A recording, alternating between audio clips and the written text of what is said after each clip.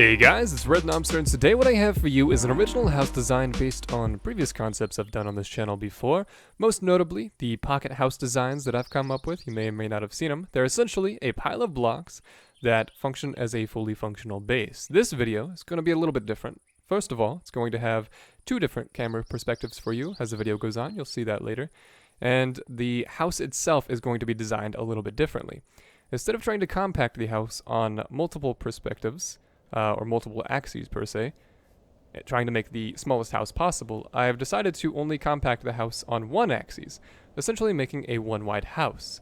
Now, from the front of the house and the back of this house, it looks like a house, as you can see. But, as we go ahead and climb up the floating island that this house is on, now as you can see from the side, it's not actually one wide, and that's actually for you guys. The biggest gripe on my pocket house videos, let me go ahead and take away the pitchforks and the torches from the comment section right off the bat, is that it didn't actually look like a house. They just look like a pile of blocks that, function as a house, despite that being the important part. This is the best of both worlds. It's a one-wide house, on the inside. The contents of the entire house work without the gift wrap of the walls and the roof, still maintaining its one-wide exposure if all the walls and roof were gone. But, for you guys, it looks like a house and functions as a house, so I think it's the best of both worlds. So let's go ahead and take a look on the inside. If we open the door, hop into this minecart. Hey camera 2, how's it going? As you can see, we have a ton of compact stuff shoved into this one wide space, but let's go ahead and start at the bottom right from you guys' perspective. We have the enchantment table down here, which is of course only good for level 1 enchants, so if you want to go ahead and throw some sharpness on a sword, you sure can for this one wide base. We have a crafting table down here, this, pretty essential for a house. A furnace, which of course you guys can see is hooked up to a semi-automatic smelting system. It has a chest going in for the food and a chest going in for the combustibles such as the coal. So if we go ahead and hop over to this minecart, which is the essential way we go back and forth, as you can see from the first person perspective, this is kind of difficult to see, but minecart, minecart right here, pretty close. I'm riding the line on how far you can see that minecart from. Nonetheless, go over here. We have the chest right here, of course, that goes in for the food. And then up here we have a brewing stand, which essentially works on the same exact system that the furnace does, where you can take the potions out and they automatically refill. And then at the very top, right there, we have nether wart sinking down in, so we don't have to refill the nether wart ever. Go ahead and drink the water bottle, throw it on the ground. It's a piece of trash. We have a lever right here we're going to go ahead and grab, music disc, because we'll need that later. And right above us, as you can see, we have a stack of minecarts yet again, with a villager on top of a hopper. There's a bunch of funky stuff going on, okay? So let's go ahead and take a look on the inside. Right now, there is a pile of sticks, and right off the bat, some of you may recognize this as my pocket Nexus storage system.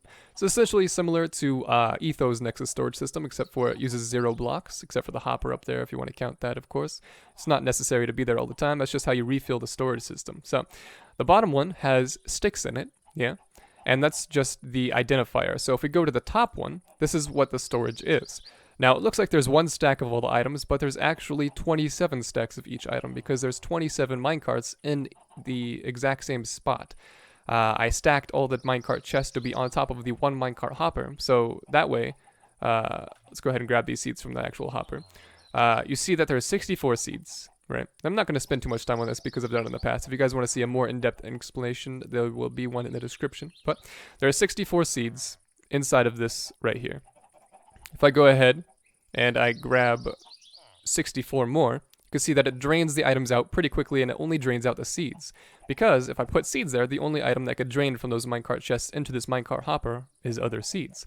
But we have 64 taken from this, and if you go ahead and take a look at this, there's still 59 left. That's because it only took 5 from this chest, and the other, however many, 59 I think if my math is correct, from the other 27 chests. And that's why it takes the items out so quickly, is because it's pulling from more than one chest at a time. It's pulling from 27 times the speed it would of a normal hopper block. So that's a little boring explanation of how an amazing storage system is created. Let's go ahead and take a look over here. If we're in this original starting minecart, which is the central location, of course, and we hit shift, we pop out onto this dispenser. Now, this dispenser is key for most of the house to work.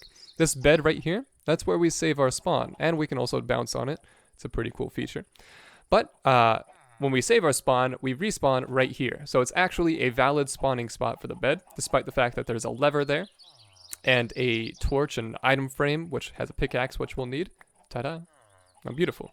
But not only the pickaxe, we'll also need the contents of the inside of the dispenser. So it's not just a block to spawn on, it's actually a fully functional armor dispenser. Let's go ahead and try it. I forgot to put a torch back. That may be my fault. Alright, boys. I've figured out the issue. Okay, let's go ahead and hop back up in here. Very simple fix. This little lever should be flicked that way. I had to fit a lot of redstone in the same spot, so some of it interacts with each other. This redstone lever right here is used for the storage system, believe it or not, to make sure this dispenser doesn't go off when I'm trying to refill it and things like that. But let's go ahead and try it one more time. Ta-da! Yes, I'm beautiful. Alright, full diamond armor, why not?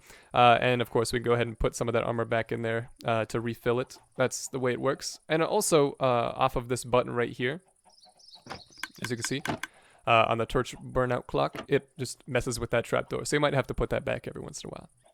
So the next bit actually uses these trapdoors that button was messing with. This is the vertical elevator that's one wide. Of course, it doesn't depend on the walls like an actual ladder would. The wall would have to be there for the ladder to be able to be placed on it. These trapdoors could be free floating, and the one wide base if you didn't want any of the walls or the roof. You just, open them up, jump through them. That's how you climb up, and then you, of course, climb down the same way with a bed to break your fall if you like. Now let's go ahead and take a look. We have a crafting table up here just because it might come in handy while we're trading to this villager right over here. I think it's interesting from you guys' perspective. You could see that there is a trapdoor and a hopper holding this villager into place. The trapdoor I don't think is necessary. I just put it there as a safety net just because he's right next to a cactus in case something hits him somehow, if there's an archer shooting at him. I don't really know. But, of course the cactus is there for the point of a trash can. And that comes in handy when you're in a very small confined space. You don't have a lot of storage, or, if you do have a lot of storage, you don't have a lot of space to throw your trash, I suppose. Anyways, let's go ahead and take a look at this as well. We also have a shulker box in an item frame. We could break that out, and you want to hold down shift, put it on top of the button so it doesn't break the cactus by placing it next to it. Open that baby up, and on the inside we have some emeralds, right? We also have a seed there in case we wanted to use that for the Nexus storage system, but I found seeds in the chest as well. And then we got to use the pickaxe to destroy it, right? You can go ahead and put the shulker box inside of there again, so it essentially saves you a block of space. I didn't put anything in this block of space, so if you wanted to replace it with something, you sure could, but just wanted to use that as an example of another compact way to store items. Not much we can trade with this guy. He just wants food, but also he wants raw chicken because he's a butcher. So let's go ahead and go down to the thing that's clucking and making noise the whole time. The chicken farm. Now, the chicken farm's a little precarious. It's not an automatic chicken cooker or anything like that. It doesn't automatically cook the chicken with lava, but it does farm the chickens, which is the important part of a chicken farm. Now, from my perspective down here, we have the same system of elevation with the trapdoors, but if we come outside, we can go ahead and take a look even further. So we have chickens right here, yeah? There's about 10 adult chickens jumping up and down inside of this cauldron. The cauldron is sitting on top of a hopper block, which just picked up an egg from those chickens, and threw the egg inside of this dispenser right here. Now the dispenser is nearly full with eggs, and it's pointing upwards to the second cauldron, which is most close to me and this little lever right here. The lever in and of itself just shoots the eggs up into the cauldron. The chickens actually don't even go into the cauldron, they get stuck under it, but once they try to jump to get to their parents on the other side, because a small baby chicken will drastically try to follow an adult chicken despite if it's even the birth father or mother or not, whatever the asexuality of it is. They'll jump inside of the cauldron and then therefore be trapped in the cauldron because it's stuck, under the staircase and inside of the cauldron. So let's go ahead and show you a little bit of an example. If we look at my perspective real quick, you could see that there's a lever down here with a lamp, and that lamp just shows that that lamp shouldn't be on. That means the lever's on. So if you don't know the orientation of levers, you could see very clearly that the lever's on, which stops this dispenser from picking up blocks from this hopper. And we can actually throw a bunch in there if you'd like.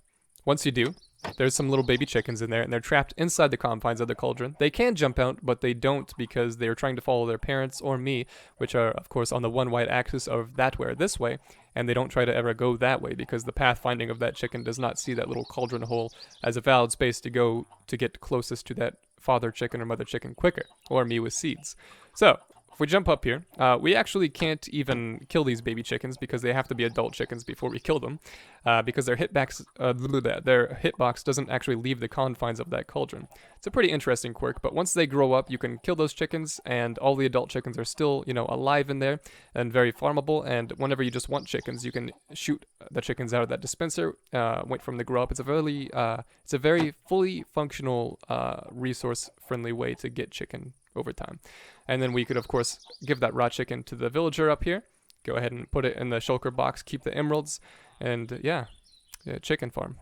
Now, there are a couple more features I want to mention. Go ahead and turn the time to night, and you can see that this place is pretty lit up, actually. It's not too hard to light up a one-wide space, but to use those empty blocks for lighting is kind of a downfall, of course, if you want to put something else there. So I try to mix it up by putting item frames and whatnot inside of the same spots, that way so it's not completely useless. But we also have this little guy right here, a music disc from earlier, of course, we put inside the jukebox. Go ahead and listen to some hot tunes. And last but not least, the lever we got from the item frame from earlier as well. Self-destruct button. Fire in the hole!